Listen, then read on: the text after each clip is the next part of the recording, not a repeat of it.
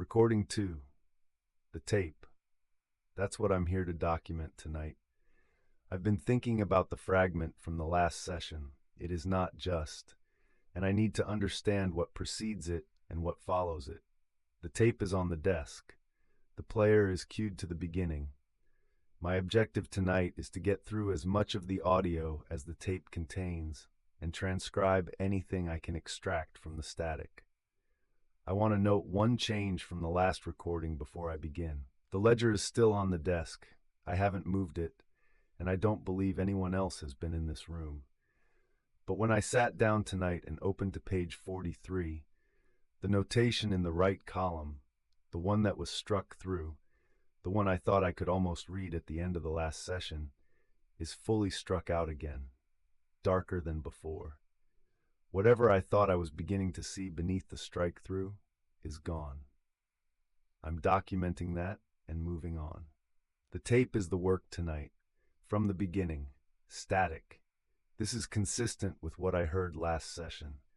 The first 30 to 35 seconds of the tape are static, not silence, not the ambient noise of a room, but interference, the kind of static that sits on top of audio, not underneath it. Whatever is beneath the static on this tape, the static is louder. I've been playing the tape in short segments and transcribing between them. This is slow work. I'm going to record my transcription attempts in order and note where I'm uncertain. Segment 1. 0 to 35, static throughout.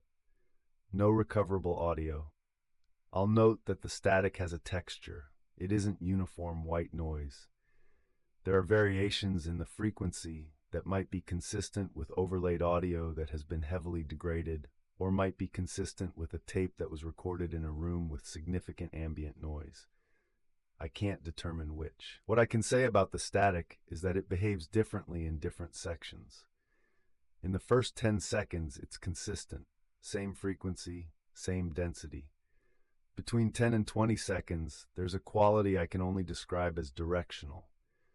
The static seems louder on one channel than the other, which on a mono recording shouldn't be possible, but I'm hearing it. Between 20 and 35 seconds, it flattens again. That variation, louder on one side, then even, then louder again, has a rhythm to it. I've replayed this opening section 4 times. The rhythm is consistent. Whatever is causing it is recorded, not a playback artifact. Segment 2, 35 to the static diminishes. This is where I first heard the fragment last session. What I can add to that documentation tonight, before it is not just, there's another phrase. Shorter, partially obscured, but I've listened to this segment 6 times now, and I'm reasonably confident in the transcription. The phrase before the main fragment is, the record changes but, and then a hard cut, not a fade, as though the recording was interrupted at that specific point. Then, it is not just, and the static returns. The record changes but, it is not just. These 2 fragments are connected by the cut. Whatever it is not just completes is in the missing middle. What the record changes from or to is in the missing beginning. The tape was edited. Someone removed sections of this recording deliberately, and what remains is what they chose to leave. Segment 3 to 20, static. I've listened to this section carefully, and I cannot extract anything. However, and I want to note this precisely, at approximately the 1-minute mark, the static changes in quality for approximately 2 seconds. It becomes, and I recognize this as imprecise language, softer, as though something is very close to the microphone that isn't producing sound but is present. Then the static returns to its previous quality. That 2-second change happens at a consistent point every time I replay the segment. It's not a tape defect, it's recorded content. I want to stay with this for a moment because it's the detail I find most unsettling on the tape. A voice I can't hear. A presence close to the microphone that isn't speaking.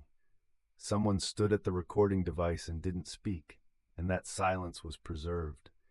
It was preserved deliberately, which means the tape wasn't just running and capturing ambient sound. Someone was operating it, chose to stand close to it, and chose not to speak. And then the recording continued. What do you capture in 2 seconds of silence into a recorder? You capture the fact that you were there. You document presence without content.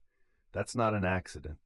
That's a choice made by someone who understood that presence itself is a form of evidence. Segment 4, 120 to 138, clearest audio on the tape so far. I need to document this carefully because it's significant, and I want to get it right before I lose any confidence in what I'm hearing. There are two voices. They're not in conversation in the usual sense. They're not responding to each other. They seem to be speaking separately, possibly recorded at different times and overlaid, or possibly speaking simultaneously in a space where they aren't aware of each other. The voices are at different volumes, which supports the separate recording theory, though I can't confirm it. Voice 1, quieter, further from the microphone. The pitch and cadence suggest female, though I want to note I'm working with degraded audio and I'm not confident enough to state this as fact. Says a phrase I've replayed 12 times. My transcription. The building was in use until, and then the voice drops below the static. The building, some building was in use until some point. That's all I can recover. What I can add about this voice, it has a specific quality to its rhythm, measured. The spacing between words is slightly longer than natural speech, like someone reading from notes or speaking carefully into a recorder to ensure clarity. The same way I'm speaking right now. That recognition is uncomfortable. Voice 2, closer to the microphone, slightly clearer. I have no confident read on age or gender from what I can extract, speaks over the end of voice 1's sentence. This voice says preserve, and then a 2-word phrase I can only partially recover. The second word is shadows. Preserve in shadows. There's a word between preserve and in that I can't extract from the static. Preserve in shadows. Or possibly preserved in shadows, with a different first word that sounds like preserve. I've tried isolating voice 2 by adjusting the player's tone controls, bringing up the treble to cut through the static, then backing off entirely to hear the low register. Neither approach recovered the missing word. What I can add is that voice 2 speaks with more urgency than voice 1. The spacing between words is tighter. Whatever voice 2 is preserving in shadows, they believe the instruction matters.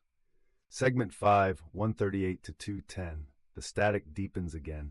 I spent time with this section hoping for more, but what I extracted is minimal.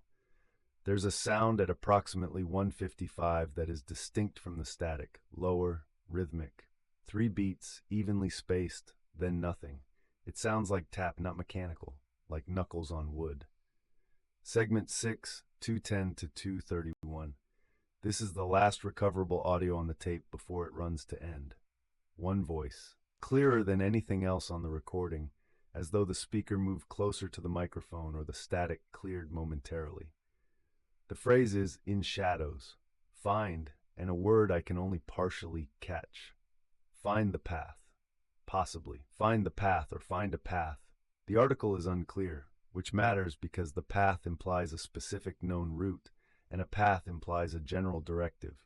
Either way, find something in the direction of something concealed.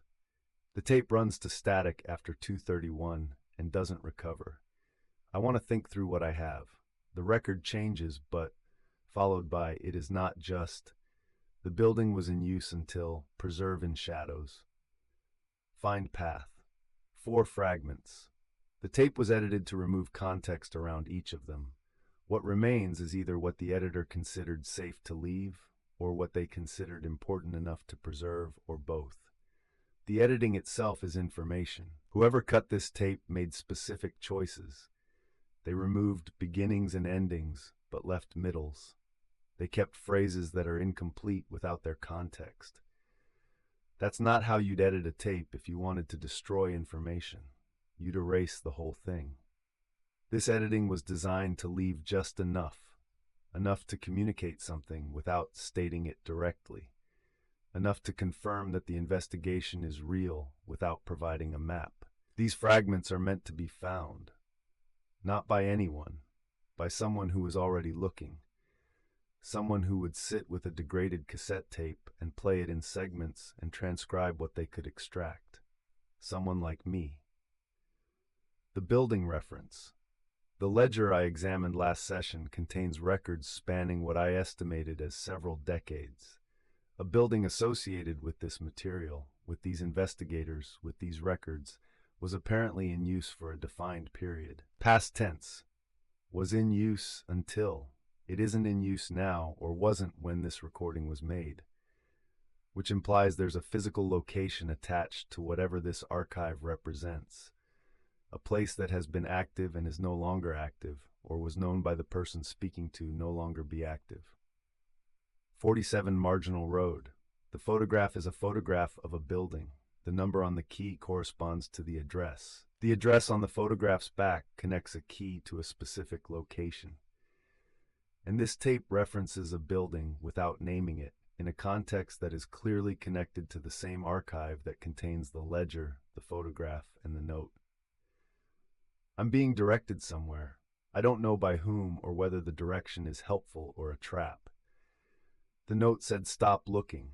The tape says find the path. Those two instructions came from the same collection of materials, which means either two different parties left materials in the same place, or one party is giving contradictory guidance, or the stop looking note came from outside the collection entirely.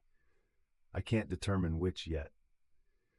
What I can note is that the note and the tape fragments feel different in character. The note is a reaction, someone responding to my presence. The tape was made before I arrived. Its instructions predate me. That's a distinction I want to hold on to. What I can say is that the tape has prior investigators on it, at least two voices. The building was in use is an observation made by someone with direct knowledge of the building's operational history. These aren't bystanders or archivists. These are people who were inside whatever this is, doing the same kind of work I'm doing now, speaking carefully into a recorder about things they were trying not to forget. The way they speak. That's what I keep returning to. They're not telling a story. They're not reporting to anyone. The fragments I can recover have the quality of notes made for the speaker's own benefit. Shorthand, incomplete sentences, references to things they already know that they're just capturing to anchor the memory. That's the same thing I'm doing on this recorder right now. The same motivation. The same slightly careful enunciation of words you want to make sure the playback captures. I've been doing this for... How long have I been doing this? I started recording in this session, and before that there was the first session, and before that there was the day I found the ledger. A short time, relatively. These voices on the tape have a quality that suggests longer exposure. The way they speak about the building, about the records, has the flatness of familiarity. They're not surprised by what they're describing. They've adapted to it. I don't know if that's reassuring or not, that it's possible to adapt to this. One more thing to document before I stop.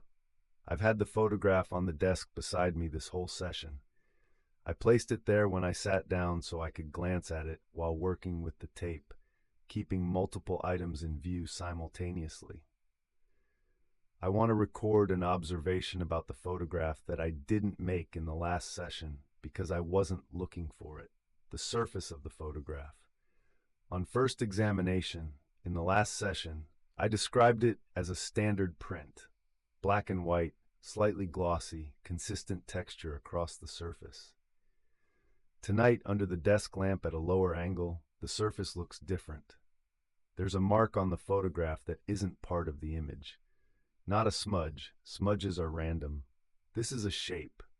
Faint, pressed into the surface rather than printed on it, visible only at certain angles. It's at the lower left of the image. I haven't been able to identify the shape clearly enough to describe it yet. It's there. It wasn't visible in the last session because I wasn't looking at this angle. The photograph needs its own session. That's not tonight's work. Tonight was the tape.